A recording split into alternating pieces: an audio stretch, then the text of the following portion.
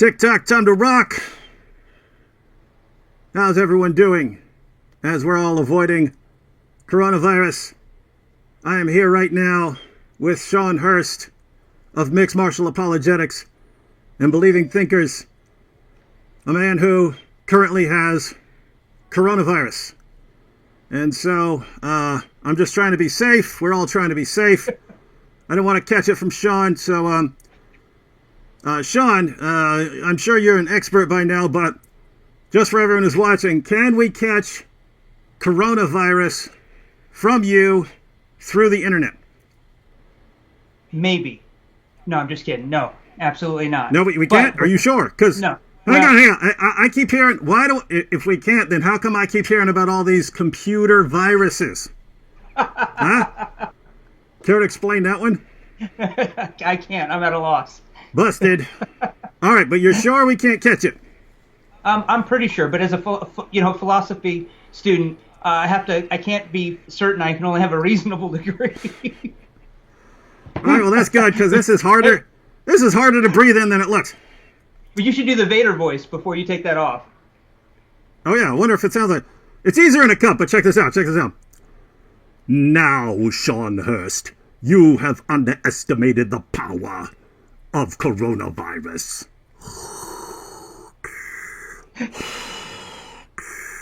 All right, that's about all I can do. All right, let me get geared up here. That could be Vader on a ventilator. All right, that's better. That could be Vader on a ventilator. All right, so we don't need to worry about catching this over the internet. All right. All right, so everyone, we're here with Sean Hurst of Mixed Martial Apologetics. If you remember back, when was that? Beginning of February, when we were getting together a bunch of YouTubers down in South Carolina. Sean was one of the guys who was gathering together, and we were sharing tips and strategies and so on. But his channel's pretty new. His channel, Mixed Martial Apologetics, is new, and so the link to that channel and to another channel, Believing Thinkers, is in the description box. We'll talk a little bit more about that in a few minutes. We want to get a little bit of his background. So, want to hear from Sean, find out, how he got into all of this and so on, and then we'll want to talk about coronavirus because, if you've got coronavirus, then a lot of people are going to want to know what it's like, how the testing works, all that stuff. And believe it or not, Sean, there are still, I guess you could call them coronavirus skeptics out there who think it's all an act because the government is using it to seize authority over us and take everyone's guns and stuff. You heard this kind of stuff? No, not yet. Oh, I hear it all the time. I hear. Oh no! In fact, I used you as an example the other day when someone was going, "Come on, does anyone really know a person who has coronavirus? Yep. Does anyone actually know someone?" Like, "Yep, I do. Yep." I've got the video I was telling you the other day.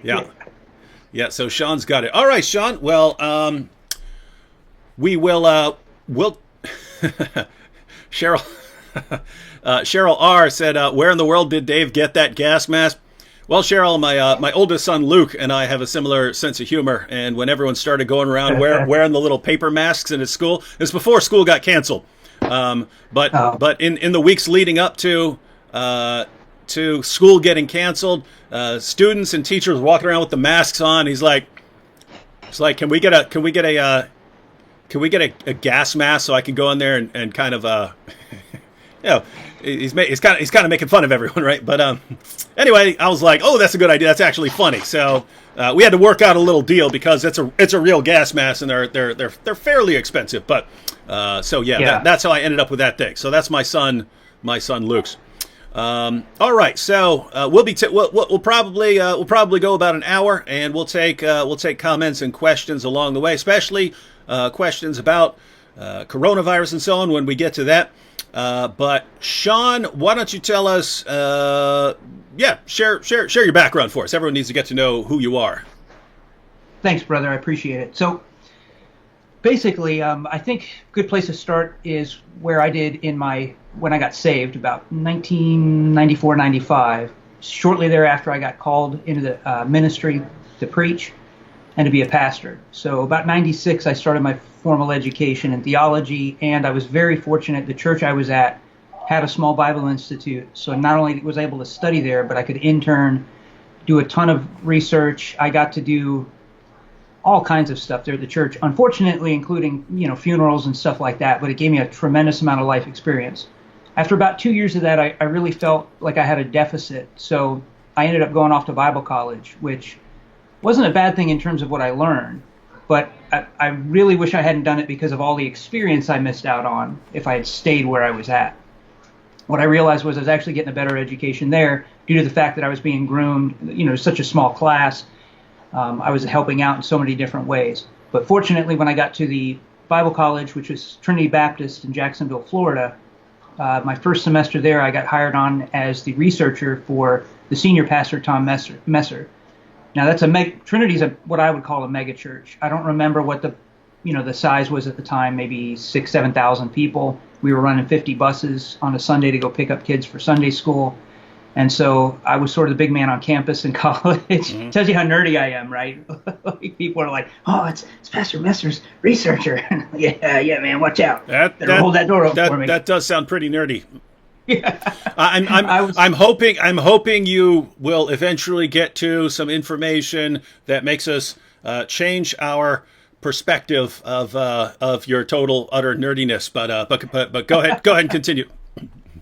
So then after that, 9/11 hits, and I'm in my 3.5 years in to college at this point, about to finish this degree, and unfortunately, I had 2 years of law while I was over at that church I was studying at too. Those were non-accredited courses, so when I switched over to Trinity, accredited courses, they didn't mesh, so I had to redo all the theology stuff. My law courses were accredited. That'll be pertinent later on. So from there, I signed up literally September 12th, 2001. I'm in the recruiter's office. Erica and I, my wife and I, had just gotten married in July of that year. So she went from being married to a pastor to being married to a soldier in a few months. From that point, I actually left for basic in, I want to say it was January of 2002, because they had so many people signing up, they literally couldn't get us in to do the training quick enough. I graduated from all of my schools around May, ended up at Fort Drum 10th Mountain Division in roughly June of 2002. From there, deployed all over the world, predominantly Afghanistan, Iraq, did stuff, all combat missions. I've had almost 400 combat missions over the years, lost friends, of course. Say that part again. Almost 400 combat missions. 400 combat missions? Yes, sir. Yep. All right. Well, you're still here. That's pretty good. Yeah. All right. I've crashed in a helicopter in a minefield that was shot. That we were taking small arms fire. We think that's what blew out the transmission of this helicopter, and the pilot. It started going down. So I'm praying, and I'm just going, dear Lord God, if I'm Jonah and this is the whale moment, please don't kill the rest of these men. I don't ever make deals with God, but I felt like that was something where I just didn't want others to suffer because I wasn't living right.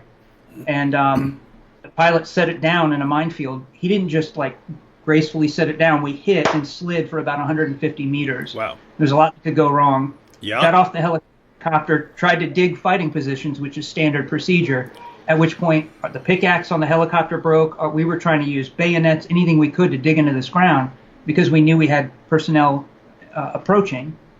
And so we're breaking tools and stuff. At the time, we get a call over the radio saying, basically stop digging. Do you hear us? Mm-hmm. So we reply back, yes. What's going on? They said, you crash landed in a NATO templated minefield. We didn't realize it because typically in Afghanistan, what they'll do is they'll take rocks, they'll paint them white, spray paint them, and put them over where the mines are. And they just stay there. They're just all over the place. Well, we didn't see any of that because when we crash landed, of course, it just scattered everything. Mm-hmm. And so thankfully the ground was so hard, we couldn't really get anything dug. So we had to stay overnight. It was pretty cool. The French show up in an amphibious vehicle. Is the most bizarre thing. And they're trying to throw us beers, David. Of all the supplies we need beers. And we've got to use none of us spoke French, so we had to use their Slavic translator who spoke Russian, and one of our guys spoke Polish, and so we were able to communicate that way. But these morons are throwing us beers. We're like, no, stop. But they were super cool. They pulled security around us all night. Anyway, tons of missions after that. Capture lots of high-value targets. That's one of the main missions we did. Which high-value targets are just bad guys that are up on the the most wanted list, so to speak. So we're rolling these guys up left and right. I get hurt though repeatedly. Lost hearing in one ear. I've got fractures in my hand. So they said, yeah, you know what? You can ride a desk or we can retire you. And I was like, I'm not riding a desk after doing all this. So that was a great time for me to get out. Went back to school. Continued on in, I think, 2008. Was ordained as a senior pastor, and then became a senior pastor shortly after. In about 2 years ago, sorry about the dog. He'll quit. The kids will put him up. That's what dogs are for. Yeah, he's a big one too, so he's super loud. So about 2 years ago, all my injuries started catching up with me, David, and so my wife and I were really wanting to do something in ministry still, but I couldn't work in a pulpit anymore. I was starting to do interim pastoring where I would fill in for guys who were on vacation or for churches who were searching for pastors. And so we decided to do online ministry, but it took us a while to get started because we weren't really sure, if that makes sense, what to do. And it sort of dawned on me one day in frustration of noticing that a lot of people weren't really comprehending, like for instance the Kalam. They couldn't. It wasn't the shell of it. Whatever begins to exist has a cause. The universe began to exist, therefore the universe has a cause. We'll just do it that way, simpliciter. But it was because they didn't understand how it could be evidential, because it had underlying evidence to support each of those premises. Like Craig's had, 2 philosophical arguments and 2 sets of data for evidence scientific. So they weren't understanding these basic concepts of evidence. And so I realized, okay, I think this is it, because I really felt a passion to teach people, whether it's basic philosophy, particularly epistemology, and how that really goes into everything we're doing in apologetics and whatnot. And then when we met, I got to give you credit. Mixed martial apologetics was your brainchild. And so from there, I don't know how many, David was so awesomely patient with me. I'd say, what was the name of that again? And he'd say, Mixed Martial Apologetics. Like half an hour later, I'm like, what was it again? But by the way, no one ever has to give me credit. I am a nonstop fire hydrant of awesome ideas that just come pouring out of me all day. Yep, he is, seriously, and that's just not just coming from me. John over at What Do You Mean was saying that about David, so he's like, man, the guy's got these incredible ideas. So anyway, we ran with it, and we've been doing videos on there. Now I stopped within the last few weeks because I've been sick with this, what I call the vid. Instead of the HIV, it's the vid, and so it's been miserable. Now, The reason I suggested mixed martial apologetics was because you were talking about these 2 different things. That you had a pretty successful martial arts channel before all of this, right? Yep. So what's your background in martial arts? That's a great question. So I started at the age of 6 in 1981. So I'll tell you guys, you can do the math, how old I am. And I started in judo originally. We moved up from South Florida when I was about 12, and so I had to switch to karate, so Okinawan Shorin-ryu, and pretty much for most of my life I'd been training in some sort of martial art. When I went off to college, Trinity, up in Jacksonville, I started under a man by the name of Lee Peacock, was also Christian, great guy, in Junfan Gung Fu, which is Bruce Lee's art. And so, of course, Sam Shamoon and I were talking about that the other day. He was, yeah. So, and I've trained under Dan Inosanto for a number of years now, not directly. My teacher, Lee Peacock, and others are directly certified under Guru Inosanto, and then I go and travel when he's doing seminars and stuff in the past. Hey, little side note. I think it was Danny Inosanto. I think it was Danny Inosanto who said he was asked how Bruce Lee would do against Brazilian Jiu-Jitsu, and he said, in a street fight, he goes, I hope they like to practice their jiu-jitsu in Braille. Oh yeah, Yeah, yep. I get it. yeah. So he said if it was a street fight, he said the first thing he's going to do is he said Bruce's favorite moves were eye gouge and then stomp and then smash the arch of your foot. He said he doesn't do that. He doesn't do that in the movies, but what Bruce would actually do in a fight. And I'm kind of thinking, because you kind of think, once MMA came along and then people started taking the best out of these different martial arts, the sort of one-dimensional style was kind of obsolete. And so I'm thinking, a modern MMA fighter, I think is just going to, eat someone alive from 20 or 30 years ago, which is what we saw when the UFC started. But at the same time, I'm thinking, if you're quick enough with an eye gouge and a foot stomp, that's ball game. That's just, it doesn't matter.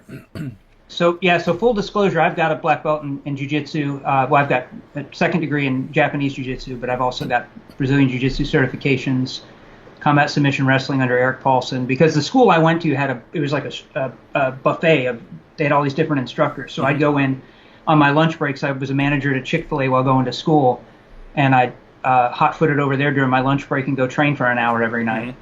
And so it was whatever class was there is what I jumped into most of the time. And I've been doing that now, those different disciplines for that was 98, 99, so 21, 22 years. Mm-hmm. And so I've been teaching for about 10 years, give or take now, and I had a channel, Tribe K, and several schools, and we wanted to actually use that as a ministry. In fact, at Trinity, I went back and was teaching as outreach what we called asymmetrical spiritual warfare. So think special forces spiritual warfare kind of thing. Mm-hmm. And the idea was using sports, different things as an outreach tool. And so we started out with martial arts and soccer, and we were bringing people onto the church campus because it's 168 acres. And we were using all these different facilities and whatnot to get people onto the campus.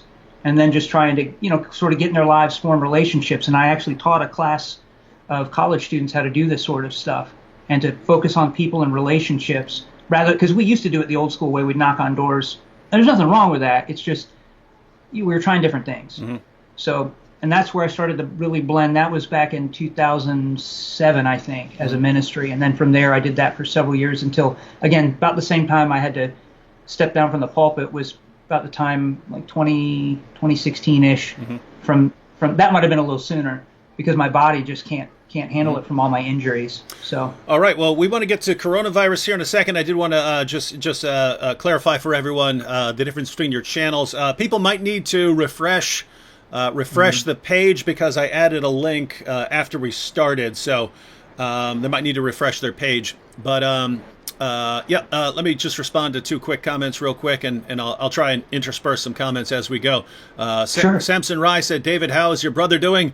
That is the great mystery, Samson, because they're not... Manny can't exactly communicate very well and doesn't really have outside contact, but they don't want people coming and visiting him, so it's kind of a mystery until we're allowed in there because of the coronavirus. So I was planning on making the trek there once or twice a month, and just haven't seen him since the last video I posted. Fortunately, my other brother John lives closer, so. Marie contacted him earlier and just said, "Hey, do whatever you can to find out from whoever's there what's going on." And then Niles Guy said, "Like the dark background, David. This is not my real background. This was recorded the video that I posted right before this started, and given the time of day, the sun was beaming right through the window, so I covered it up with a black backdrop to cover up the sun. So." If you like it, then, love it while it lasts because it's not going to be here. All right, so your two channels. Go ahead and tell everyone about your two channels real quick, and then we're going to have a little talk about the coronavirus. Nice. Thank you. So the first channel, Believing Thinkers, which is the first one we started, is predominantly it is apologetic, but it's predominantly a teaching ministry, and it's going to focus on both philosophy of religion and philosophical theology. Now, for those that aren't sure what the difference is between the two, or at least how I use them, is that typically with philosophy of religion, you're going to see a lot of the arguments for God. And so that's something we're getting into very soon on that channel. We've sort of been setting up for that with some basics of logic and philosophy so that people, if they don't understand that, when we get into it on the channel, we can just point back to the other videos. And that was something we wanted to do because I noticed a lot of people weren't understanding arguments for God because they didn't understand why a deductively sound argument, why the conclusion must be true, or just some basic parameters.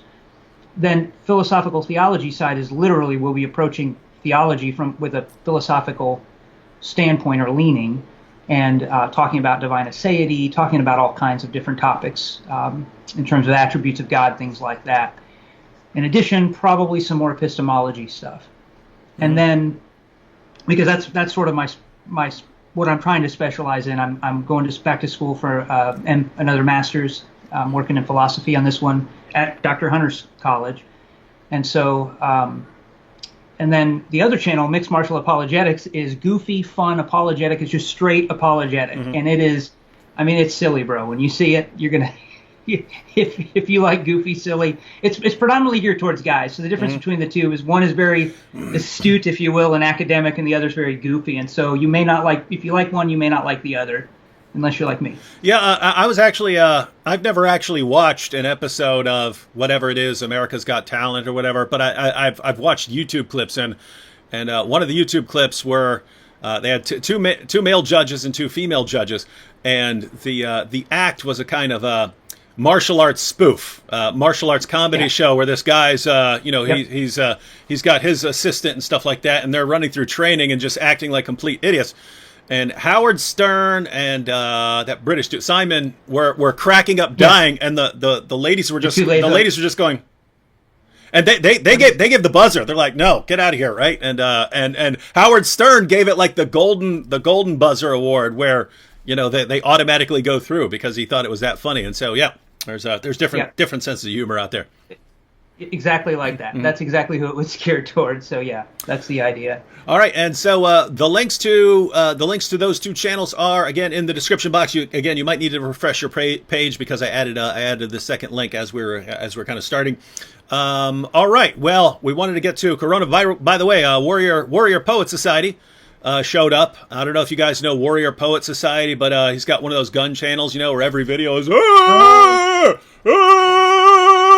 right.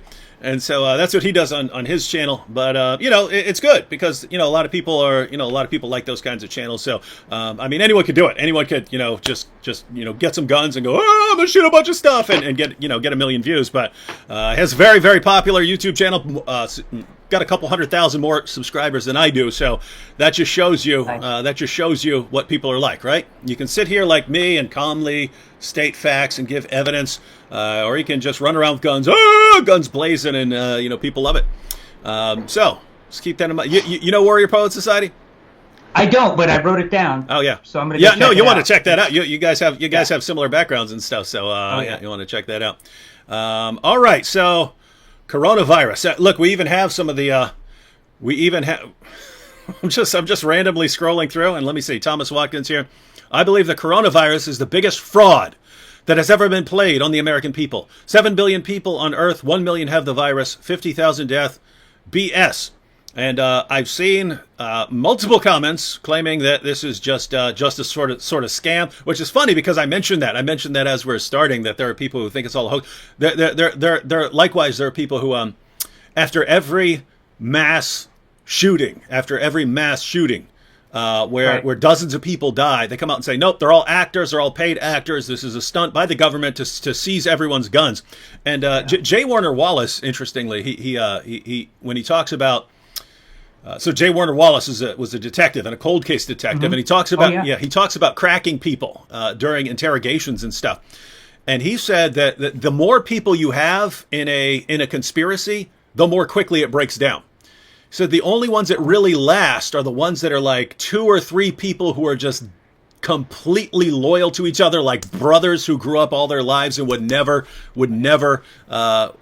snitch on the other and so on. He said, other than that, they usually break down under the correct interrogation. And he said the bigger they get, the more quickly they break down. In other words, if you have 10, 15, he says there are always the guys in there who will break more quickly than others.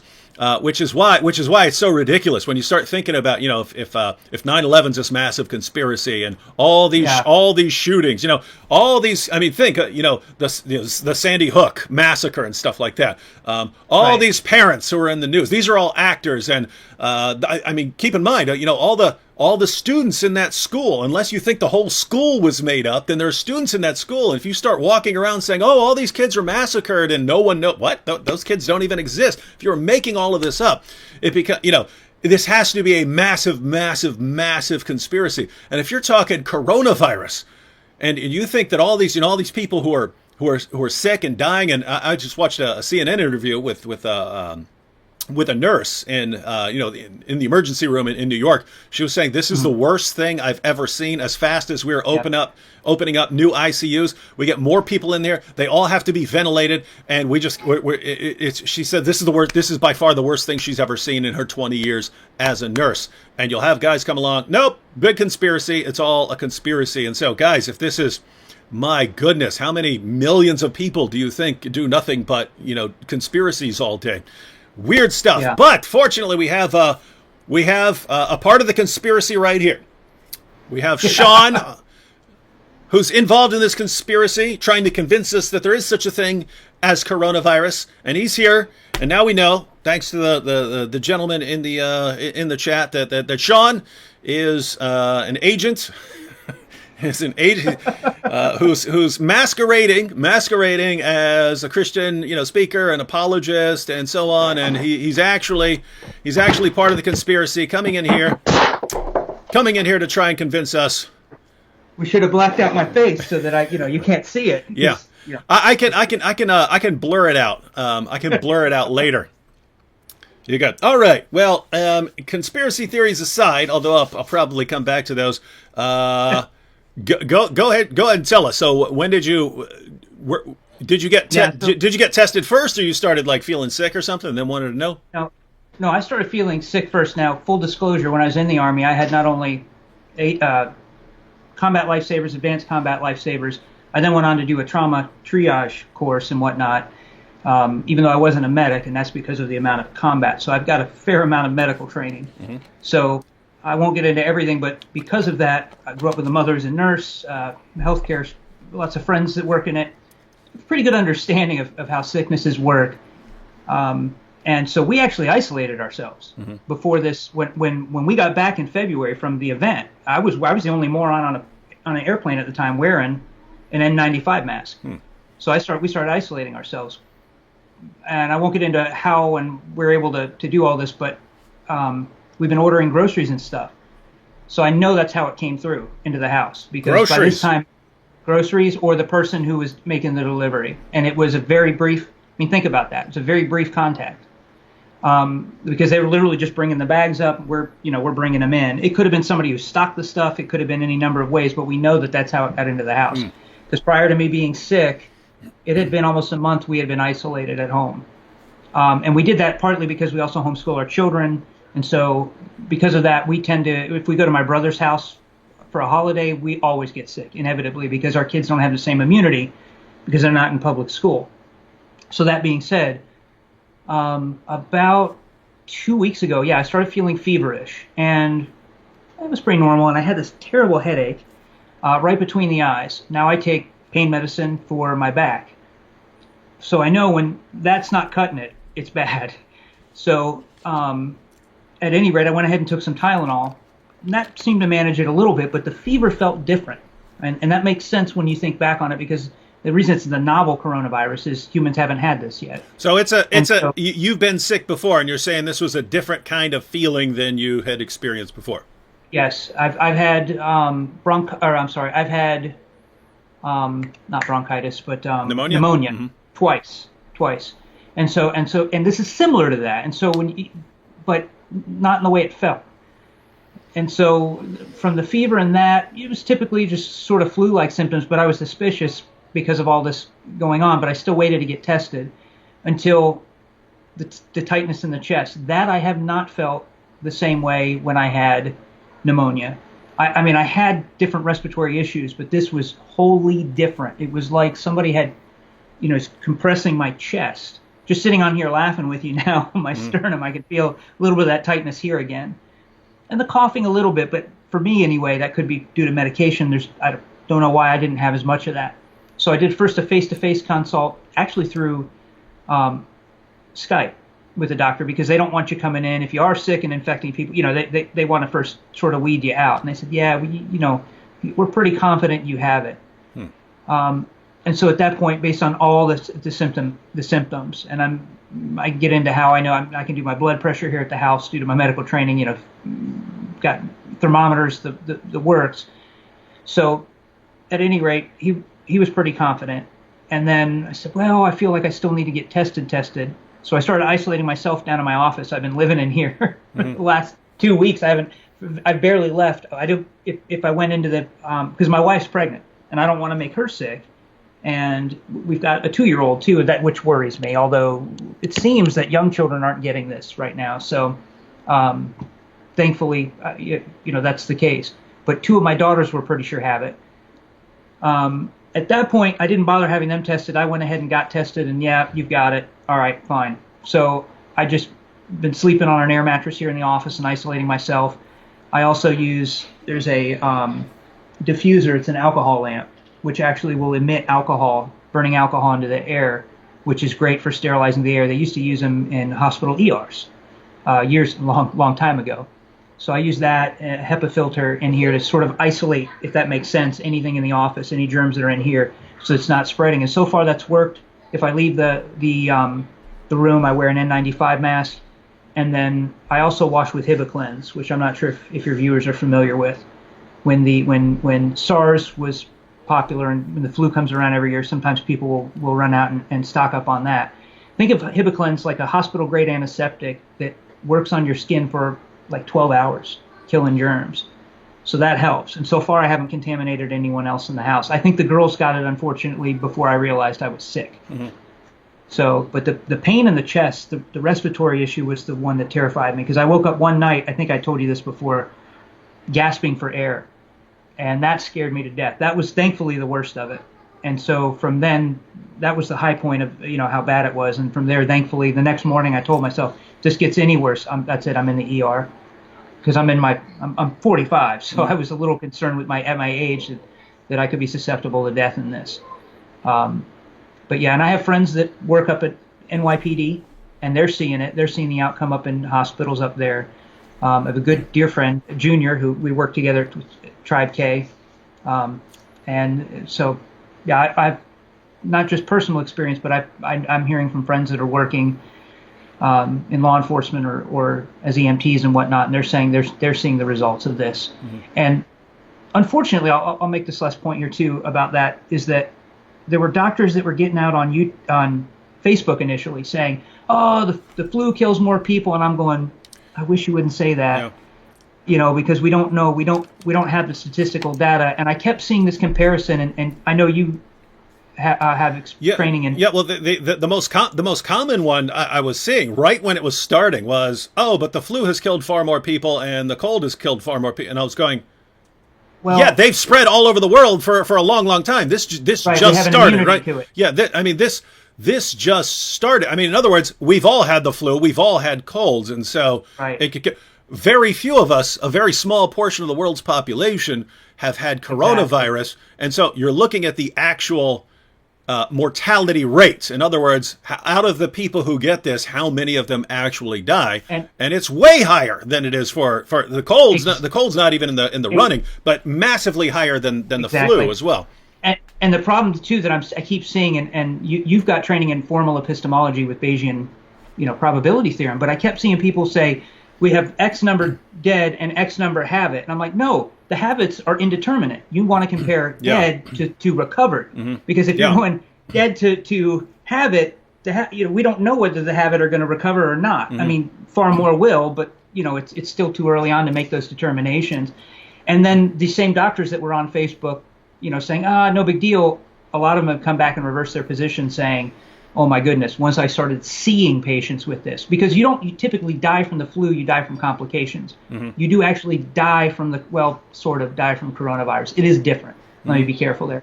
Granted, not everyone that has it. There are some people that, like my 2 daughters, you wouldn't have, had I not been confirmed, I would have just thought they had a flu. Now, the other thing, though, is that it did linger in them a lot longer. That's something that I've noticed with this. So what were the symptoms like with your daughters? They're same thing. So with all of us, it was upset stomach, but not like a horrible upset stomach. Loss of taste and smell. That was one that we did have as well. There was the headache, right? Sort of almost like a sinus headache, which is why initially I thought, this is the flu. The fever was different in the sense that it was a fever, but I mean, it felt, you ever taken a workout supplement that had like niacin in it, almost made your skin, for me, almost make your skin like tingly, itchy, burning. It was like that to me. Now, I don't know if it just was because the fever was high or what, but it did feel different. And the chest, the tightness in the chest was different as well. Typically with pneumonia, I had almost a rattly cough by the time I felt that. It was a wet sort of thing. This is more of an extreme pressure, if you will. Mm-hmm. Now, it may be different. Again, some people may have milder versions, and you're going to need to look at what the doctors are saying in terms of, categorically what they know. That's the problem, because this is novel. They're not sure what. And that's actually part of the problem. Is that's why this disease spreads so rapidly. Is that lots of people have mild symptoms. If people had much worse symptoms, you get it and you just start coughing up blood and stuff like that. It's much easier to spot. Yeah. But because so many people have mild symptoms, they just think that it's a cold or another flu or something like that. Or some people just, hey, I have a little bit of an upset stomach or something like that. And in the meantime, they spend the next 2 weeks infecting people with the disease, going around infecting people because they have no idea that they have it. So, it's kind of in that range where it's bad enough to have a fairly high mortality rate, but it would almost be better if it had a much higher mortality rate, in the sense that if people could spot it, if the symptoms were much more dramatic, then you could spot it easier. You could spot it more easily, and it wouldn't be infecting so much people. So, pretty creepy stuff. Yeah, and with the mortality rate, because I was constantly doing the numbers when the numbers are released from various places, whether it's Italy or Korea or any of these places, China and so on, and then in the U.S. Looking at here are the number of people who are infected, here are the number of people who've tested positive, and here are the number of people who died, and just doing the math was getting between 2 and 10% in the area, 2 and 10% mortality rate, and then it was always being suggested, well, that isn't necessarily the correct mortality rate, because it doesn't take into account all the people who have it but don't know they have it, and so they haven't been tested for it.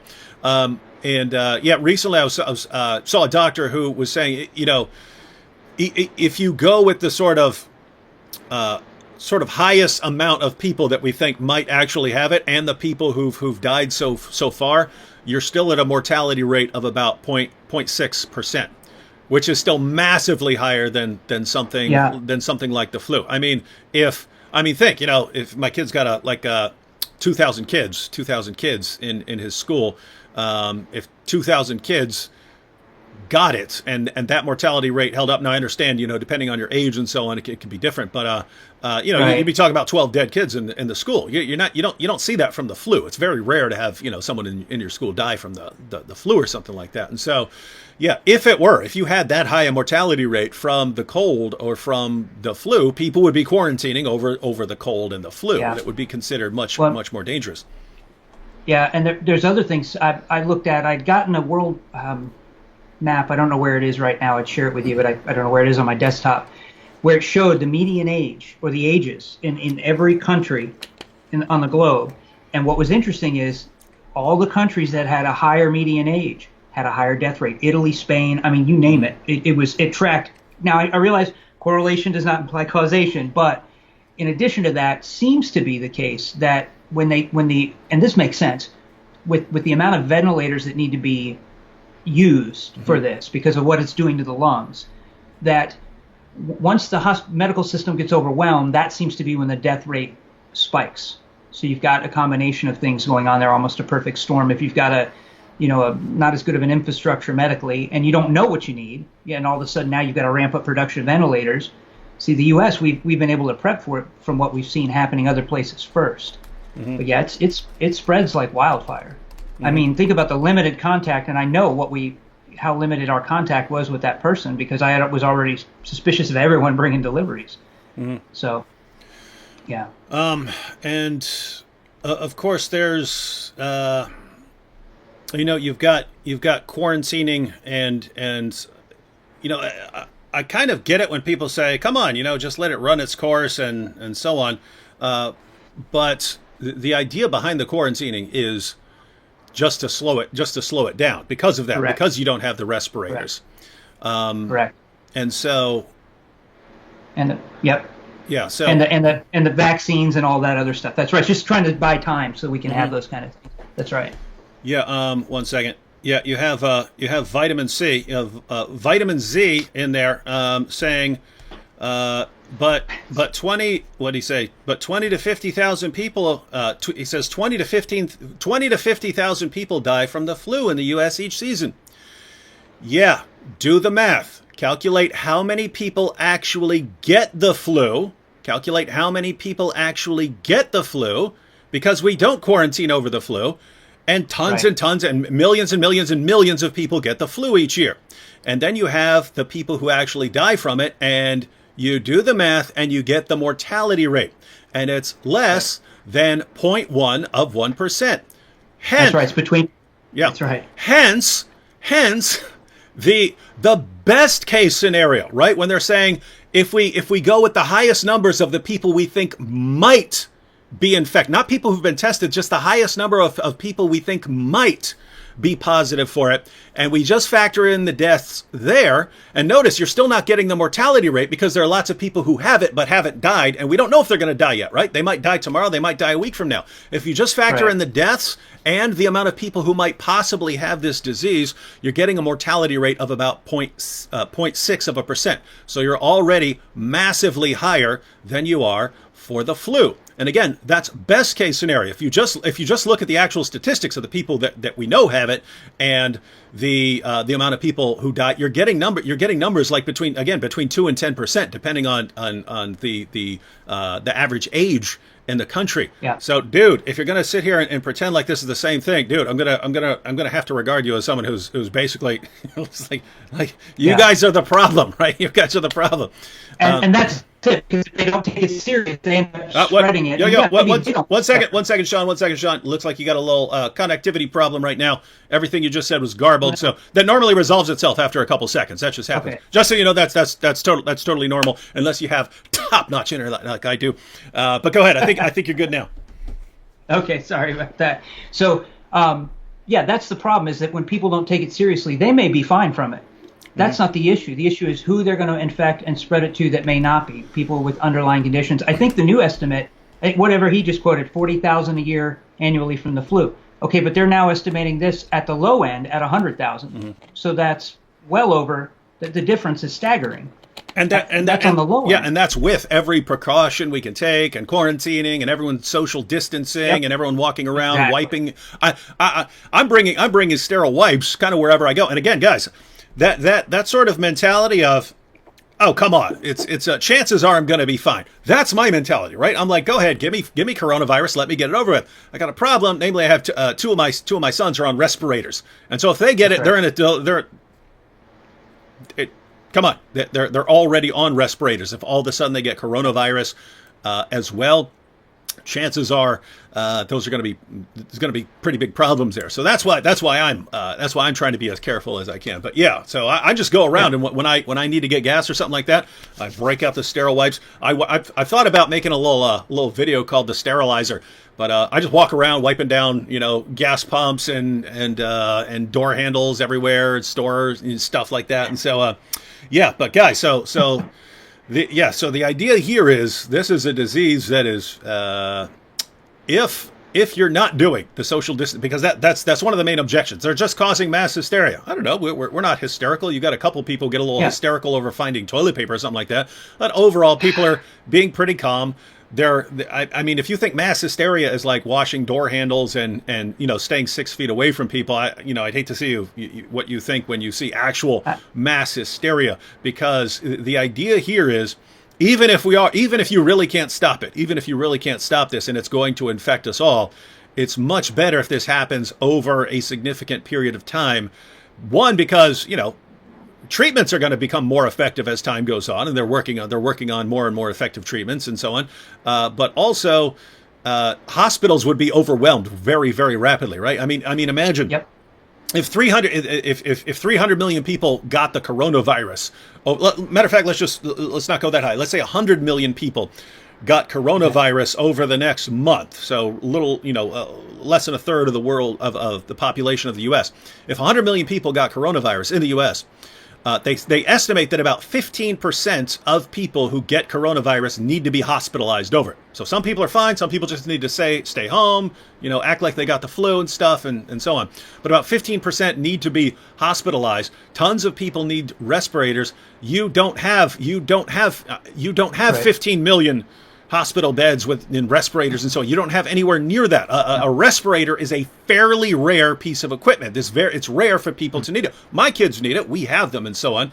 But these aren't things that you just have millions of these things laying around. And so you try to slow the disease down. You try to slow the disease down to save lives. And if you're not in favor of slowing a disease down to save lives, I kind of regard you as a creep and a weirdo. All right. Yeah. And I think if we look at this logically, right, think of it this way: why would a president who prides himself on the economy being as high as it ever was tank it intentionally? Trump. What would be? Trump wants to take your guns. Oh, which they haven't started doing. At least not where I'm at. Of course, I'm in the gun shine state, so I'm good there. But at any rate, it just doesn't make any sense to tank the economy and then give out all of that money. I mean, I don't understand why. That doesn't logically follow to me. Unless, maybe I'm not wearing my tinfoil hat today, and so it just doesn't make sense.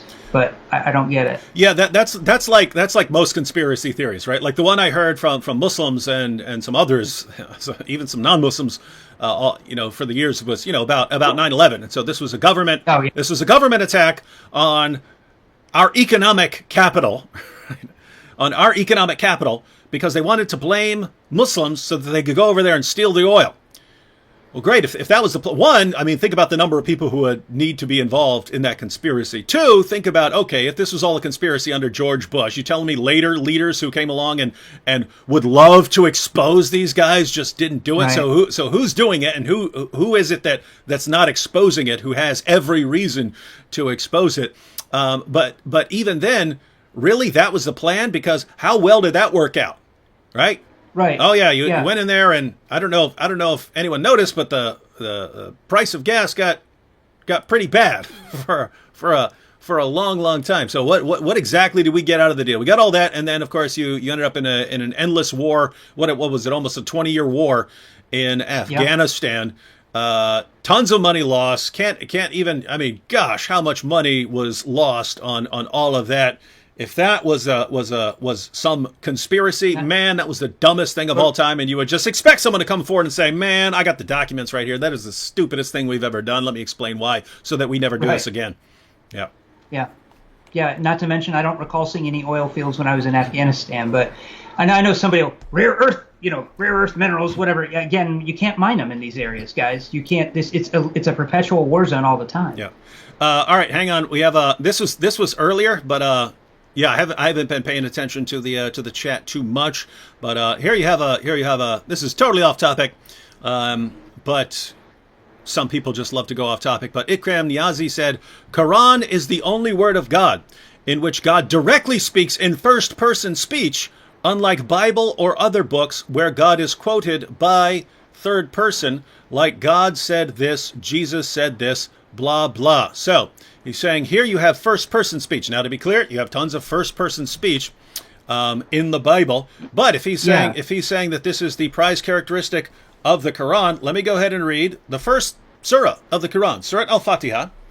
And so it says, starting at verse 1, in the name of Allah, the Beneficent, the Merciful, Praise be to Allah, Lord of worlds, the beneficent, the merciful, master of the day of judgment.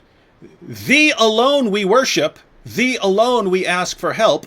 Show us the straight path, the path of those whom thou hast favored, not the path of those who earn thine anger, nor of those who go astray. Now here's what's interesting, Ikram. You're saying this is first person. You just said it. You said it right there. The Quran is first person. So, if this is first person, then this is Allah speaking.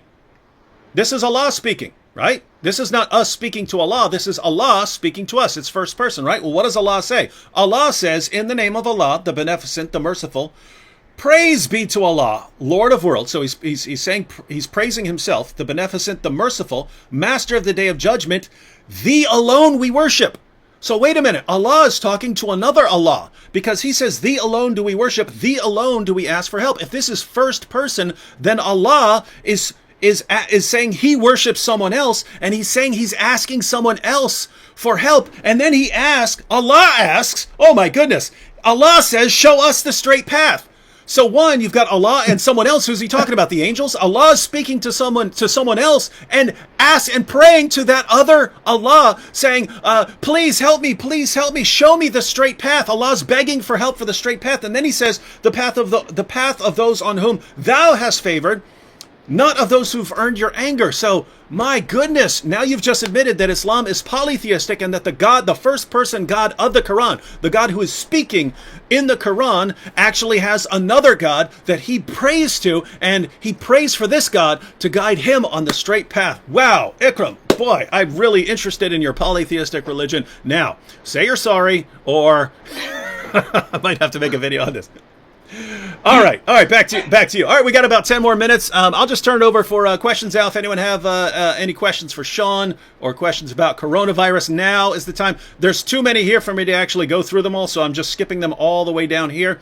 And if you have any questions, it doesn't have to be about coronavirus. If you have any questions about anything else that Sean said, or apologetics or anything like that, I'm happy to look at those right now.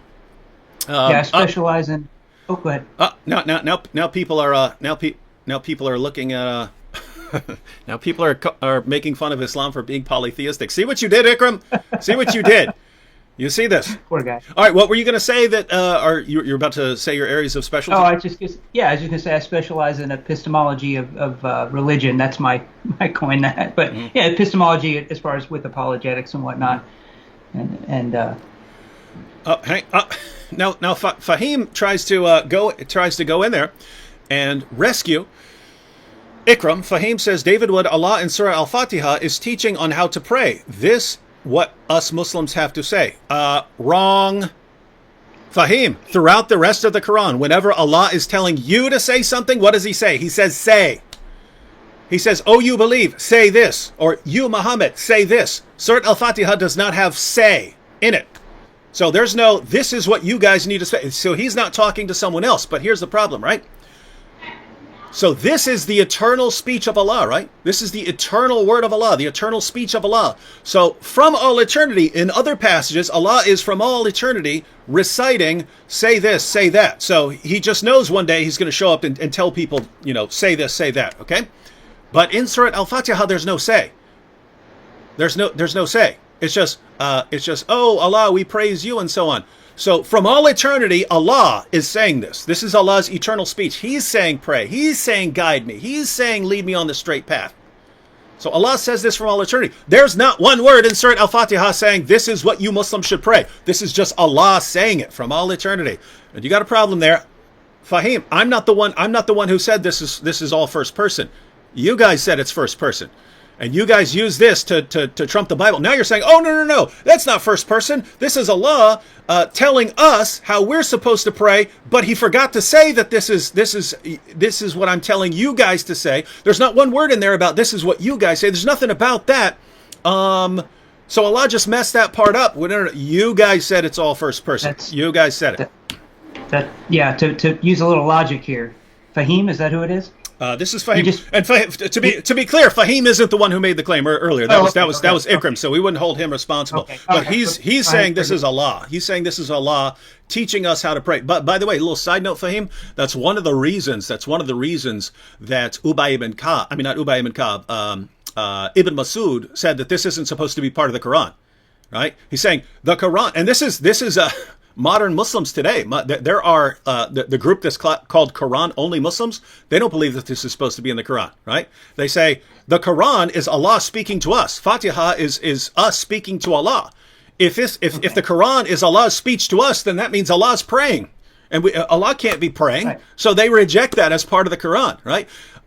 Ibn Masud said this is not supposed to be part of the Quran. This is our prayer. By the way, he also said Surah 113 and Surah 114 are not supposed to be in the Quran because these are prayers, right? These are all prayers. And so, and you might say, well, who cares what Ibn Masud say? Problem is, your prophet said, if you want to learn the Quran from anyone, learn it from Ibn Masud. So the guy that your prophet said to learn the Quran from said that the Quran you've got today is wrong. It contains chapters that are not supposed to be in the Quran, right? And so you got two possibilities. If you say, no, we have the correct Quran, then Ibn Masud was wrong, and Muhammad was wrong about the guy you should go to. Muhammad didn't even know who you should go to learn the Quran from. Or you can say, nope, Muhammad does know what's supposed to be in the Quran. So too, he would know whom you should go to, and he said go to Ibn Masud, and Ibn Masud says, all right, we need to take 3 chapters out of the Quran. I've got a Quran right here. If you want to come and rip these chapters out to be in alignment with your prophet, you're welcome to do that. All right, let's see if we have some questions. Because, say, guys, we try to have a nice conversation, try to talk about coronavirus. The dudes can't stop. They can't stop, right? It's like, let's just keep blurting out stuff that has nothing to do with anything we're talking about. Just so, because, I mean, they're almost like plants, right? You might think they're like Christians that have been planted here to make Islam look bad and get me to start going after after Islam. And it sounded like contradictory. I didn't realize it was 2 people, because the one says all are a universal statement, and one makes a universal affirmative, and the other makes a particular negative. Well, no, that's a direct contradiction, guys. You can't say all verses are this and then some are not. Mm-hmm. That can't work. Mm-hmm. So. And then we have Hayden Tang says, you say Allah prays, but you forget Allah prays for Muhammad, not to Muhammad. So don't ever forget that, everyone. If anyone tells you that Allah prays to Muhammad, he's wrong. That's why you. So that's better. So Allah needing to pray. No. It's a joke. I was having a debate. I was having a debate with a Muslim, and I said, according to the Quran, Allah prays for Muhammad. That's what I said. I said it repeatedly. Allah prays for Muhammad. Right. Then when the Muslim got up, he says, okay, well, David says that Allah prays to Muhammad. Something I never said. I've never said once in my entire life. He says, David says that Allah prays to Muhammad, but I'm going to have to give him an Arabic lesson. The Muslims start laughing and cheering and stuff. And then he says, and then he says, so it's Allah prays for Muhammad, not to Muhammad. And the Muslim crowd burst into cheers. Yay, you've destroyed David. And all he did was confirm exactly what I said about the Quran. So this is just amazing stuff. So anyway, that's kind of the brilliant. That's kind of the joke right here. All right, so let me just click on these rapid fire. Benjamin Handelman said, how big a fan of David Wood is Sean? He's been laughing the whole time. I love David. Are you kidding me? Yeah. So you're the one. John Beaver said, Sean, did you get it from the package itself or the delivery person?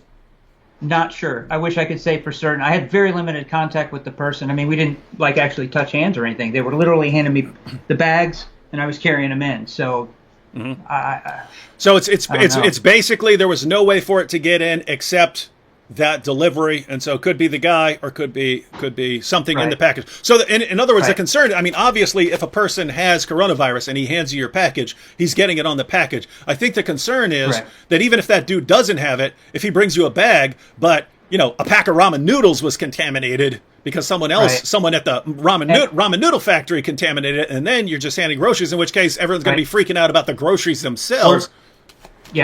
Or the stock person, or the bag boy or bag girl, bag person, the cashier, whoever. Yeah, anyone that's coming in contact. Now they are saying that they don't think it lives on cardboard for longer than I think a day now. Where they were saying I think something like 9 days on surfaces. I've seen different estimates, but I've seen 5 and so on. Yeah. Yeah. We have a couple comments along the lines of treatment. So Emma said, "What do you take at home to treat it?" And Tech 1302 said, "Did you take any medicine for it, like Yes. vitamins or antiviral?" So great questions. Unfortunately, don't have any antivirals. I wish I did. I don't know. Of course, I don't know what that would have done. We assume if you know enough about antivirals to ask that you probably know enough. In theory, I guess it could. I have amoxicillin and do I have doxycycline too here at the house? And so I was taking that, and that I think is probably what kept me out of the ER. Mm-hmm. Now this wasn't. This was left over from a cavity I had filled, and so I just save that stuff when I get it. I know if there's MDs in the house, oh, you shouldn't do that. You're supposed to throw it away. Yeah. How many people actually do that, guys? All right, whatever. But in addition, then I actually started on vitamin C. I was waiting on it. I had ordered it, and of course they were out like toilet paper and everything else.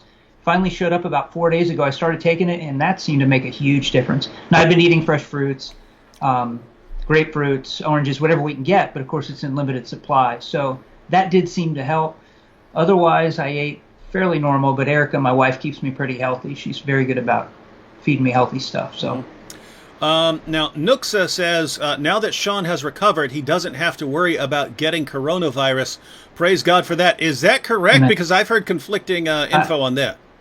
Correct. So it seems to be the case that you can get it again. There seems to be a reoccurrence, and it's possible that, I don't know for certain, so let me be careful, Nuxa. That's a great question, or thought, statement, however you want to look at it. And I'm not certain that's the case. If anything, you can get it again, and this may actually potentially end up being a seasonal thing for all of us. But again, once the vaccine's there and the medicines are available to everyone, it won't be such a big deal. Not to mention, hopefully, immunity to it, where it won't be so novel. You've kind of touched on this, but just to be clear on it, Tatiana's asking, is he fully recovered now, and the daughters? So what's it looking like? Good. So for me, I am not fully recovered, and the daughters are a few days behind me. We are all at the turning point where we're feeling a lot better. So in terms of, I think yesterday was the first day I told my wife I felt human. I mean, like my chest wasn't just So painful. Yesterday was where you had kind of a turning point. Yeah, and before that I could feel it going down, but yesterday the pain in my chest, and I say pain more like discomfort, I guess, stopped. And so that was really a big deal. And then today, until David was making me laugh, my chest was okay. But yeah, you guys have no idea how good of a guy David is, and is a good friend to a lot of us. You got that right. I think Benjamin Handelman. I think I know who that is. He's joking around. Oh yeah. But, yeah. You have here's one from Fred Sanford. Now I don't know to what extent you are an expert on this. I'm imagining that once you started realizing you have it, you probably have been doing a lot of reading and so on.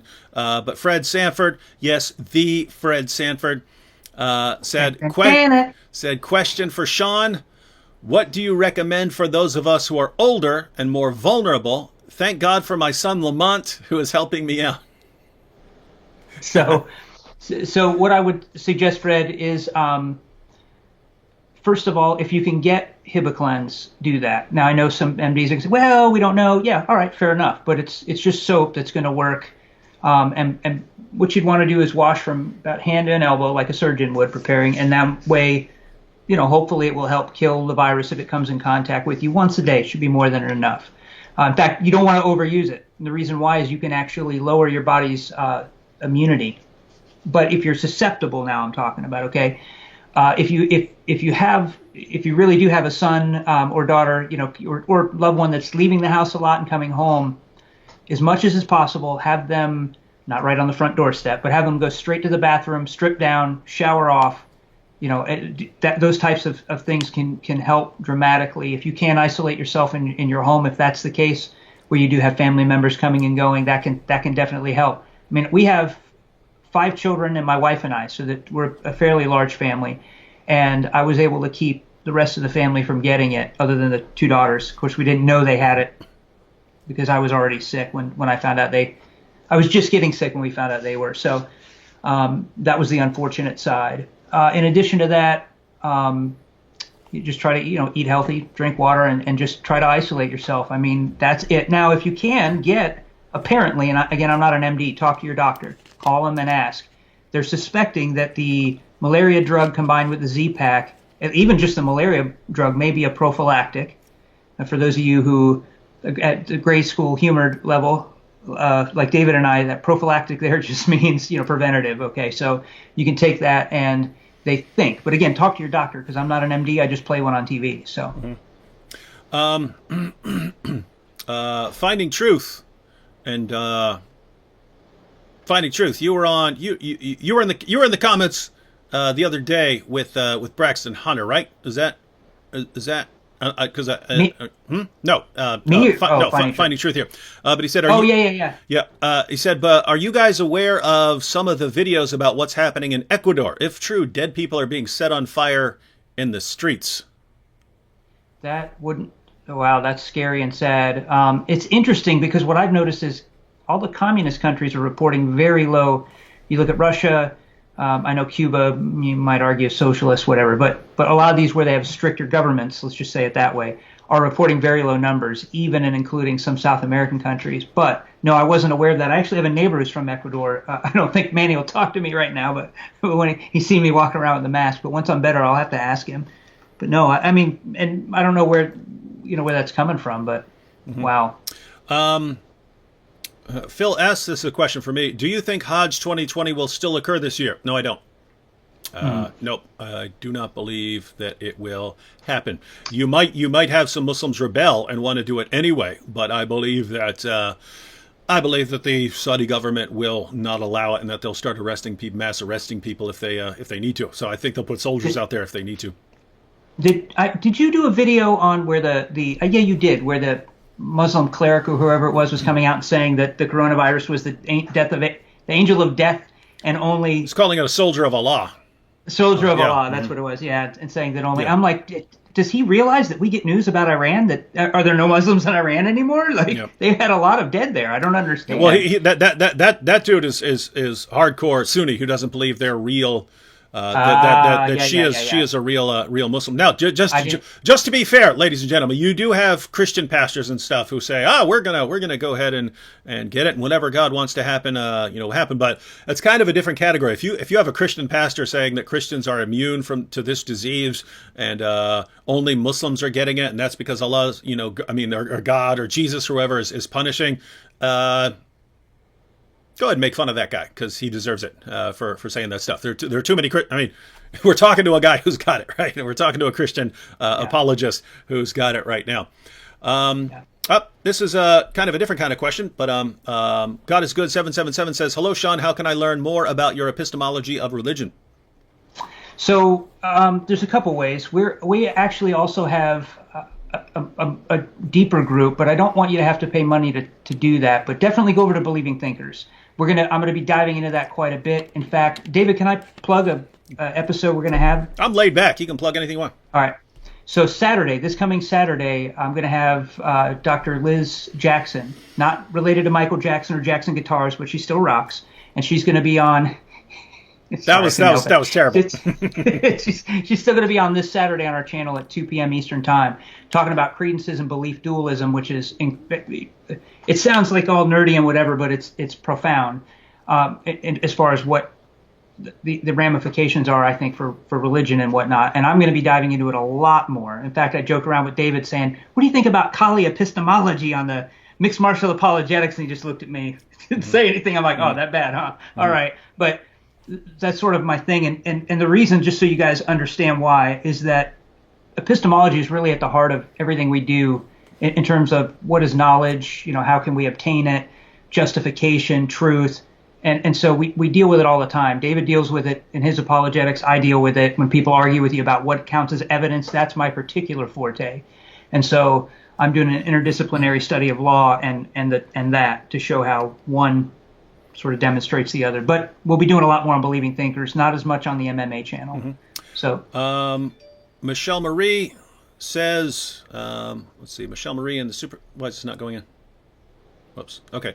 Michelle Marie says, Sean, how fast did the coronavirus come on? Is it like the flu where 1 minute you feel fine and then all of a sudden you get hit with a fever and inability to breathe? I've had that experience where I'm just totally fine, then 5 minutes later, just horrible. Yeah, it did. For me, it was. It's hard to say because I don't get sick much because again we isolate. We already. It's not that I'm a shut-in. It's a long story. I was in a bad car accident back in September. So without a vehicle for 4 months because GM workers went on strike right when it needed to be repaired. So I literally didn't leave my yard for 4 months. So I've gotten used to living that way. I don't get sick that much because of it. So I noticed, quite possibly because I don't get sick as often. Who knows? So I sort of felt the ramp up a little bit. Now, however, yes, once it kicked in, like that, especially the tightness in the chest, that was all of a sudden. And that's what was, to me, was terrifying. Because when I woke up in the middle of that night gasping for air, that sort of, I was like, okay, I might need to go to the hospital tomorrow. So, yeah. This is completely unrelated to anything, but John Buckley said, David, what's your opinion of Christians listening to classic rock? John Buckley, I listen to classic rock. Oh, thank God. Yeah. I was listening to some yesterday while studying. Yeah, so, I listen. I mean, Pink Floyd's my favorite band of all time. Like 3 of my top 10 favorite songs of all time are Pink Floyd songs and so on. I would say it's going to come down to the person. If you're listening to some band that is influencing you to have negative thoughts or something like that, then you personally might want to veer away from that. That doesn't have to be that could be anything. If like me, it helps, that just the sort of rhythms, it helps keep me alert while I'm working and doing stuff, right? And so, it keeps your brain like, there was actually a scientific study that showed that Aerosmith is on average the best music to listen to while you're driving, because they say, a certain beat, a certain tempo actually stimulates your brain to keep you more alert while driving. And they said on average, Aerosmith has the most songs that are in that range. And they said, so put in an Aerosmith CD and that'll keep you from dying. So that's kind of how, I listen to music and so on. But again, if it's messing you up and you're, I don't know. Yeah. Then might want to have some different thoughts. Alice Shaw said, Sean, do you specialize in a specific epistemology? I don't know anything about this subject. Yeah, so it would depend. That's a great question. On I tend to lean to internalism and of that evidentialism, although I'm sort of still on the fence about some things. And that you're going to find that a lot with philosophers and variations to things that you think are just settled issues. But for me, again, evidentialism and the way I deal with evidence is a little different. In fact, what's interesting, and David will know who A.J. Ayer is. A.J. Ayer? He said this. Yeah, A.J. Ayer. He said this, you may be familiar with this quote. For my own part, I think that if one were looking for a single phrase to capture the stage to which philosophy has progressed, the study of evidence would be a better choice than the study of language. Now, that's interesting because he had a book, literally Language, Truth, and Logic, and he was an analytic philosopher where they really focused on language. So to say that, it might be better to call it a study of evidence right now. And that's a big focus in epistemology right now, and particularly that's why I lean on my legal studies. In fact, I have friends that are attorneys, family members that are a friend that's a judge, so I will lean on them and say, hey, I think I've got an illustration here of something that crosses over from epistemology to law. Is that the case? Can this count as evidence for this? And we'll talk about it. So evidence is really my primary focus. If that makes sense. I'm not sure if that was the question in particular. And that is so relevant to us as Christians because what can we count as evidence? Can the Holy Spirit witness to us be evidence? What kinds of things can count as that? Mm-hmm. Hayden Tang says, talking to me, says, what would you say to Quran-only Muslims when the 5 pillars of Islam are in the Hadiths, not the Quran? Now, just to be clear, mm-hmm. You don't have the 5, these are the 5 pillars of Islam in the Quran. That comes from the Hadith. But, the elements of the 5 pillars, like making sure you pray and stuff like that, they are there in the Quran. They're just not as clearly laid out as they are in the Hadith. But to be clear, when you have something like the Shahada, you have a kind of Shahada in the Quran, where you're supposed to say that, Allah is the only God. There's no God but Allah.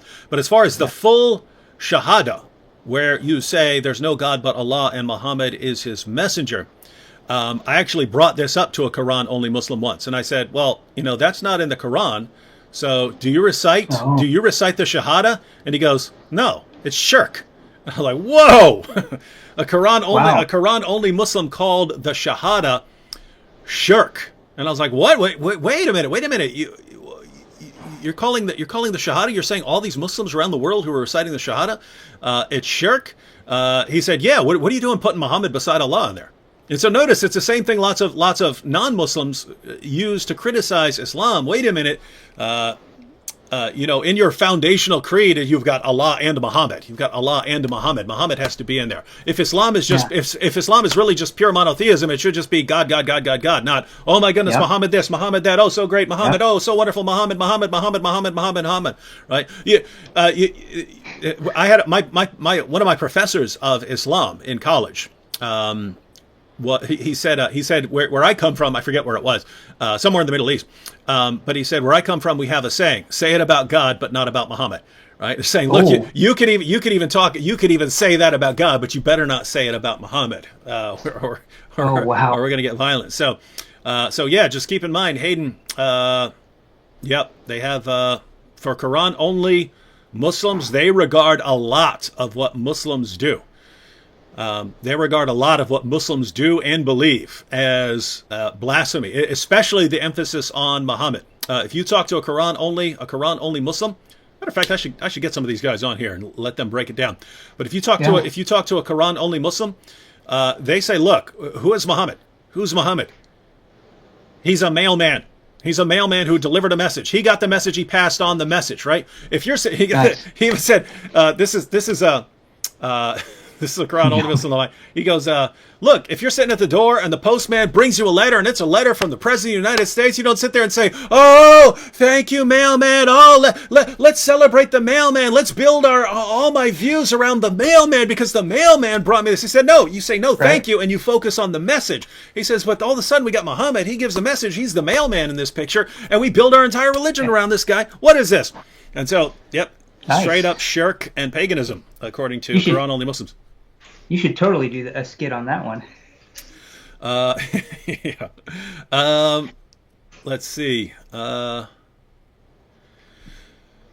Someone says, wear masks everywhere you go. Take vitamin D. Do not reduce fever unless dangerously high. Watch Dr. John Campbell here on YouTube. Have you heard that? Don't reduce I guess because the fever has a good purpose. No, I would be careful about that because the problem with the coronavirus fever, now I can understand to some extent the wisdom of the sort of naive wisdom of that. And I don't mean that naive as an insult. You guys, if you're familiar with philosophy, that has a different connotation to it than what you may be taking that to mean. But the problem with the coronavirus fever is it gets high. And fevers are not generally, when you're talking about a high fever, good. It's going to cause brain damage, which is why you need to get them down.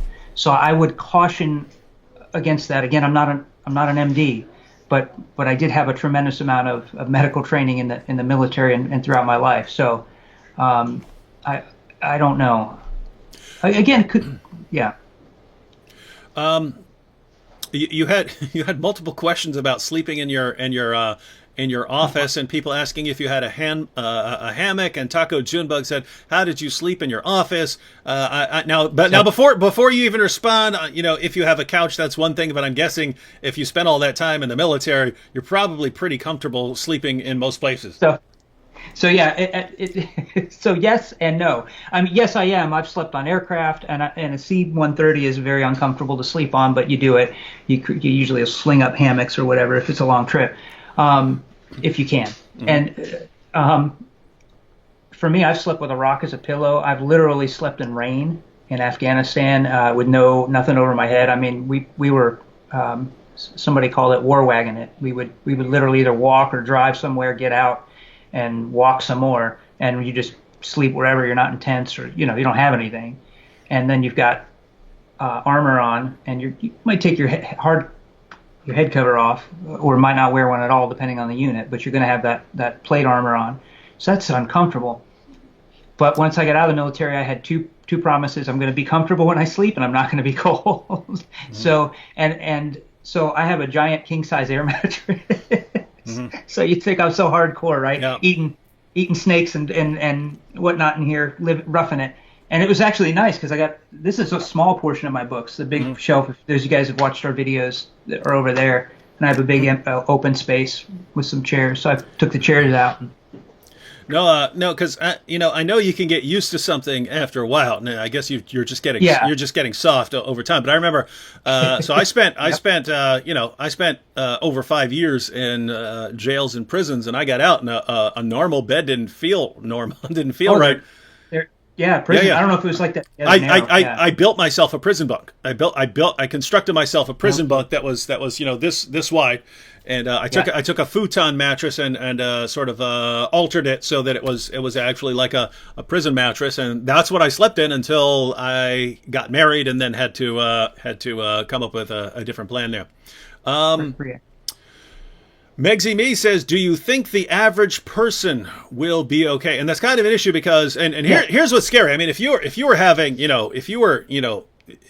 this was messing you up and causing you intense pain, I mean, we're looking at you thinking, okay, it's not like you're 22, but you're not old, and you've had tons of military training and martial arts training, so we're guessing that you are on the really healthy end of the spectrum. And so if it's causing you problems, most people are thinking, okay, then, people who are, older and not in as good a shape, what's the situation going to be like for them? But I'm guessing, yes, the average person is gonna make it through and be okay, right? Yeah, because I don't think I was at a point where I was in my life was in jeopardy. That high point or the low point, depending on how you want to look at it, when I woke up gasping for air was one time. And I knew I wasn't short of breath, so I know what to look for. I knew my blood pressure wasn't, in the wrong, either way in the wrong direction. So for the most part, I was okay. Or it was within tolerable measures, I guess I should say. The other thing is that, I wouldn't panic. Above all, guys, as a pastor, I'm going to tell you, don't panic. You're going to be fine. And whatever condition I'm in, I've learned therewith to be content. And if you are a safe Christian, I mean, departing this world is scary, but at least you don't have to worry about the destination. Mm-hmm. However, the likelihood of that statistically is still fairly low. And I think the reason we're seeing higher death rates in other countries, just to say it again, is that because they've got an older population, and I'm 45, guys, which is actually a higher risk for this disease. Mm-hmm. So part of it is I'm a scholar now, so I sit in my office and study all the time. I need to exercise more. Getting soft. I have I have an injury, and so that's not helping. I had been going to physical therapy, but as soon as back in February when I saw the handwriting on the wall, I canceled that indefinitely. So there is some of that where you would think I'd be healthier than I actually am in that sense. So that probably played into it to some extent, but you should be okay. Now there are, people that pass away. Again, so what can you do? Eat right, isolate when you can. If you come home because you've been out, wash your hands constantly. Don't put your hands to your face, nose, eyes, or mouth. Just try to get in the habit of not doing this, and that's going to increase quite a bit, and so that can really help. And social distancing. Yeah, and so on the age thing, we cannot emphasize enough, ladies and gentlemen, stay away from old people. I don't mean for your sake, I mean for their sake. For their sake, right? The death rates are significantly higher as your age increases. So that's why, the people have pointed out that it kind of goes against your natural inclination. If you're worried and the disease is spreading, you want to rush to your family and be with your family. Nope. Talk to grandma on Skype, talk to grandpa on Skype until this thing hopefully blows over at some point. Yeah. Go ahead. Just to put a pin in that last statement I was making too, think of it this way, guys. As far as we know so far, none of my other family members have exhibited signs. We're all in the same house, and we have not left. And so if we're able to just cut down on that, them getting it by practicing these, having good practices, if you do that, it should stand to reason that you should be able to avoid it as well. Mm-hmm. So that's all I want to say about it. Couple super chats and super stickers that I don't want to miss. Solitary Emmy in the supers with the super sticker. Looks like a laughing fox. Rebel Mark in the super chat says, God bless David and congrats on the views.'s referring, of course, if you missed, that's right. 100 million. I mean, just think about that, right? If on average each one of those people is watching 100 videos, which I think, I know there are people who watch 100 videos or more, but I think that's, pretty high. But even if each person averages 100 videos, that would still be a million people who've averaged 100 videos. If it's lower, if the average viewer has watched 50, then you're talking 2 million people. 2 million people have watched on average 50 of my videos and stuff. I mean, gosh, this is some massive power here to handle. I don't know if I can handle all this power that the internet has given me. And you guys remember, who did he have on his show when he hit a... I'm kidding. Yeah. Who did I have on this day? Sean Hurst, mixed martial apologetics. Slavic Stritz in the super chat says zinc and vitamin D3 and quercetin helps medcram. Look it up. There's like 8 words in this comment that I don't know what they are. Do you know what quercetin is?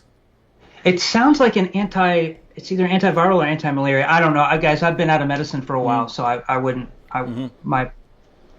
Cheryl R in the super chat says this is for the mass sterilizing fund, aka Clorox wipes, and trickle down apologist fund. Yeah, so I do go around. I would like to start my sterilizer videos and just like hope a bunch of people follow it and just like randomly go around sterilizing stuff. That's a good trend. It's not something that's going to totally change everything, but if 1,000 people go out and sterilize a bunch of stuff and you end up saving 2 or 3 old people's lives, what the heck? That sort of thing that's worth it. We already answered that one. We have Lisa Look and JoJo Momster with the super stickers. We have Hello Worldwide just saying hello. And Hindu Historian said, thanks for making these live streams. Matter of fact, I got that one right here. Hindu Historian, who is Hindu, as you might have guessed from the name. Hindu Historian says, thanks for making these live streams. Gives me something to watch while stuck at home. Yeah, that's kind of the plan, ladies and gentlemen. I mean, we're trying to forge a habit here, right? Because, if people are used to going to work every day and then going somewhere else and then going to church on the weekends, going to other places, visiting people, and then we all have to, kind of be stuck at home. I pointed out before, that's fine with me because, what the heck? I love making videos all day. So that's actually perfect for me. But, on the one hand, you don't want to get what's called cabin fever because then you can just start losing your mind and just have to go out and have to start running around doing stuff. But it's good if people can make the best of it and just start, okay, well, let me just do stuff online. And when people are having live streams and stuff like that, that'll be, I still get to talk to people. I'll still get to hang out with people. And so we're making everything virtual. So yeah, that is the idea behind doing more live streams during this pandemic. Hang on, Pedro Jr. said, we'll be wrapping up here in a second. But Pedro Jr. said, David, are you going to make AP become the next Nabil after the debate? And also, how do you answer this objection? When I say he did something wrong, it means I don't like what he did. God bless you. So I can't make AP become the next Nabil Qureshi. I know we talk trash and act like that, but at the end of the day, that's between God and AP. As for the objection, he says, this objection, when I say he did something wrong, it means I don't like what he did.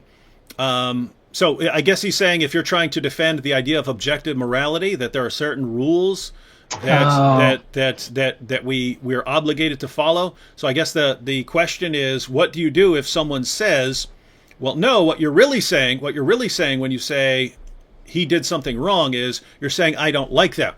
Well, if you don't believe in any sort of objective moral standard, that is kind of what you're stuck with, right? That is kind of what you're stuck with. And so I just point out the implications. I'll say, okay, so when we talk about, Hitler gassing Jews, you'd say that when I say he did something wrong, all I'm saying is, well, I don't like what he did. I don't like vanilla ice cream. I don't like Hitler gassing Jews, or Stalin with the Ukrainians, right? They went in and starved millions of Ukrainians to death, right? You know what they did? They went in there, they made it so that they can't get out of their land. They went in, burned all their crops, took every bit of food, went searching for food, brought in dogs to sniff around for food to make sure they weren't hiding any food, and then just left them to starve that year. And that was to get rid of their population and stop them from thinking that they could do what they want. And starving an entire population to death. Are you just saying that that's I don't prefer that? And so I just kind of go down the list. Hey, this guy who John Wayne Gacy raped and killed more than 30 young men and boys. Is that just my personal preference? I don't like that, and if I did like it, well, then he did nothing. I can't say he actually did anything wrong. Anyway, that's I just go down the list because. And, you get to the point where you want to just punch the dude in the face and say, did I do something wrong there? Or is that just you don't like, bam, you want to do it again? But you can't do that. You're Christian. What are your thoughts on this? Sean? Yeah, I agree that there's a grounding problem. And people, that's what they don't understand. Very oftentimes I hear this objection as if they understand what we're saying to be that they can't be moral people or these sort of things. And I'm like, no, that's not the issue. The issue is that you can't ground it in anything, guys. In other words, there's no foundation for it, which means it's completely subjective, which was David's point in the debate with Dillahunty. And of course, there was some either equivocation or some just outright ad hocness going on there. But either way, the issue is that without that grounding, in other words, let me put it this way. Without that grounding, you can't say slavery was wrong. Mm-hmm. Because wrong by what? Now, I'm not saying that it wasn't. In fact, it was horrible. Mm-hmm. David would say the same thing. However, you don't have an objective grounds by which to say it. Because if you say, well, society decides, the problem is back then, society, if they said it was okay, you can't. The problem is you're fighting against that. Does that make sense what I'm saying there, David? Yeah. With that? No, there's no, I mean, the entire idea of condemning various practices, right? Like as I mentioned before, I have a machine for making toast, right? No one would have a problem with me owning that machine for making toast. I say, okay, I own a hamster. I don't actually own a hamster, but I did at one point. But imagine if I have a hamster. A hamster is, according to Richard Dawkins, a machine for propagating DNA. I can own that machine for propagating DNA. I can own a hamster, and I can own a cage for him. You move up the line. You take a dog or a cow or something like that. You can own a dog. You can own a cow. You can own these things. Well, what about a human? Why can't you own a human? And there's just it's just funny that people like Dillahunty and these other guys, these are the guys that rail against it nonstop. I can't believe in slavery. Well, you grew up in an environment where people condemn slavery. Thanks to Christians. Christians are the one who spread that idea. You can go back a few hundred years. You can go to the great atheist or deist Enlightenment thinkers, and most of these guys were defending slavery. Why? They grew up in an environment where slavery was acceptable. And so that if you're just looking at this from a secular perspective, it looks like people generally believe what they're taught to believe in their culture. And if you're looking at that from outside, it looks like a big joke, right? It looks like a big joke. So either you believe that there is a foundation, an objective foundation for not treating people certain ways or for treating people certain ways, or it comes down to something else. And if all the views you're telling me are just the views of your generation, and if I went to a different place in the world, they'd be different. And if I went to a different time period, they'd be different. Unless you have some reason to say, no, I'm right and everyone else is wrong, you got no business. You got no business telling people that you know what you're talking about. So that's my view there. Yeah, that's exactly right. Mm-hmm. All right. Well, let's go ahead and we'll go ahead and close out. I did see a couple more super chats pop up real quick that I will check out real quick, and then we're gonna. Oh, cool! I see 2 super stickers. That means those aren't actually comments. So Radical Love posted 2, and we have looks like a fox with a heart. I still don't know if the fox is eating that heart or if the fox is just being sweet. And then there's a nice little fox. Then Tokukwu Njoku said, "Hi David, off topic I know, but I wanted to know what you're doing to support people you're making ex-Muslims through your brilliant videos. By the way, well done for reaching 100 million." Well, sadly, there's not a lot I can do for people who are in other countries. So I try to encourage them to, find a church if you're in an area with the church. Stay safe. If they're in dangerous countries, I tell them, if you can get out of the country, get out of the country. If you can get to a Western country, get out of the Western country. Go and tell them you're a convert and you want out of there. And, hopefully things will turn out well. But there is one of the things that I've talked to a ministry in Canada about doing is there needs to be a sort of entire online experience for new Christians, right? For people who've left Islam and have become Christians, right? Because some people are in areas where they can't go to a church, right? Yeah. And they can't go announce to the world that they're Christians and so on. So they basically need everything to be online. Unless they can get out of there, they need everything to be online. And so the idea is, I'm going to have Anthony make a series on basically running through all the foundations of the faith, right? So basic theology, right. And then we'll have another series that's covering all the main issues in apologetics. And so when someone converts, the idea will be, okay, whatever else if you have access to a church, great. If you don't worry about it. But make sure you get these foundations down, learn your basic apologetics and learn the basic doctrines of Christianity. But even after that, there has to be sort of an online church for them. You know what I mean? Like to where they can have, because again, some people just are in a bad area where they do not have a lot of freedom. And so we want to help them as much as possible. So that's the idea. But I'm one guy so far. It's good that I have some people coming alongside me who can help out with various things. But this stuff's gonna take a while. And one final comment. Michelle Marie said, "Congratulations, David. 100 million views is an awesome feat for a regular person, but maybe it is easier for someone like you who is the new improved human 2.0. Keep up the good work." She's referring to my atheist days when I thought I was a more advanced human being because I didn't have emotions. All right. So Sean, any final thoughts before we close out? Take as long as you want or as short as you want. Anything you want to say to everyone here? Hey, thank you guys, first of all, for showing up, tuning in, and listening to this old guy speak. We do have a Patreon page, but I don't want to sound tone deaf. Okay, so if you guys don't have the ability to support... Oh my goodness, what a jerk! You're sitting here asking people for money in the midst of a quarantine when everyone's lost their job, you sick person.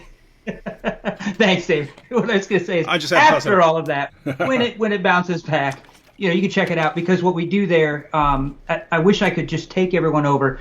We actually teach weekly, privately, for Christians. We have not a discipleship program, but I have a couple different courses, including biblical interpretation and other things that we do.